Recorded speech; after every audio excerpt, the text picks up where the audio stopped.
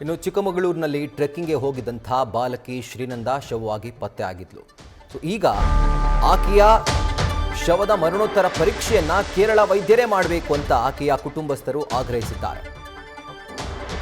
ಆದರೆ ಮರಣೋತ್ತರ ಪರೀಕ್ಷೆಗೆ ಕೇರಳ ವೈದ್ಯರು ನಿರಾಕರಿಸಿದ್ದಾರೆ. ಜಿಲ್ಲಾಸ್ಪತ್ರೆ ತಜ್ಞ ವೈದ್ಯರಿಂದ ಮರಣೋತ್ತರ ಪರೀಕ್ಷೆಯಾಗಿದೆ. ಇಬ್ಬರು ವೈದ್ಯರಿಂದ ಪರೀಕ್ಷೆಗೆ ಪೊಲೀಸರು ಮನವಿಯನ್ನ ಮಾಡಿಕೊಂಡಿದ್ದಾರೆ.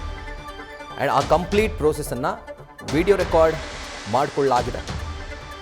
ಆಕೆಯ ಪೋಷಕರು ಒತ್ತಾಯಿಸಿದರು, ಕೇರಳದ ವೈದ್ಯರೇ ಮರಣೋತ್ತರ ಪರೀಕ್ಷೆಯನ್ನು ಮಾಡಬೇಕು, ಪೋಸ್ಟ್ ಮಾರ್ಟಮ್ ಪರೀಕ್ಷೆಯನ್ನು ಮಾಡಬೇಕು ಅಂತ. ಆದರೆ ಕೇರಳ ವೈದ್ಯರು ಈ ಒಂದು ಬೇಡಿಕೆಯನ್ನು ನಿರಾಕರಿಸಿದ್ದಾರೆ.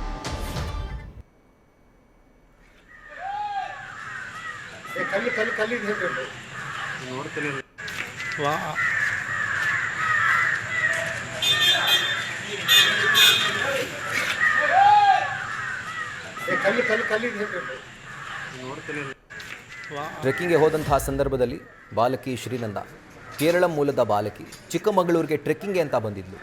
ಸೊ ಈಕೆ ಇವತ್ತು ಪ್ರಭಾತದಲ್ಲಿ ಶವವಾಗಿ ಪತ್ತೆಯಾಗಿದ್ದಾರೆ. ಸೊ ಆಕೆಯ ಮರಣೋತ್ತರ ಪರೀಕ್ಷೆಯನ್ನು ಕೇರಳದ ವೈದ್ಯರೇ ಮಾಡಬೇಕು ಅಂತ ಆಕೆಯ ಕುಟುಂಬಸ್ಥರು ಆಗ್ರಹಿಸಿದರು. ಆದರೆ ಆ ಮನವಿಗೆ ಕೇರಳ ವೈದ್ಯರು ಸ್ಪಂದಿಸಿಲ್ಲ. ಕೊನೆಗೆ ಕರ್ನಾಟಕದಲ್ಲೇ ಇಬ್ಬರು ವೈದ್ಯರ ಸಮ್ಮುಖದಲ್ಲಿ ಈ ಮರಣೋತ್ತರ ಪರೀಕ್ಷೆ ಆಗಿದೆ ಹಾಗೂ ಆ ಕಂಪ್ಲೀಟ್ ಪ್ರೋಸೆಸ್ ವಿಡಿಯೋ ರೆಕಾರ್ಡ್ ಮಾಡಿಕೊಳ್ಳಲಾಗಿದೆ. ನ್ಯೂಸ್ ಫಸ್ಟ್ ನಿರ್ಭೀತಿಯಿಂದ ನಿಮ್ಮ ಪರವಾಗಿ.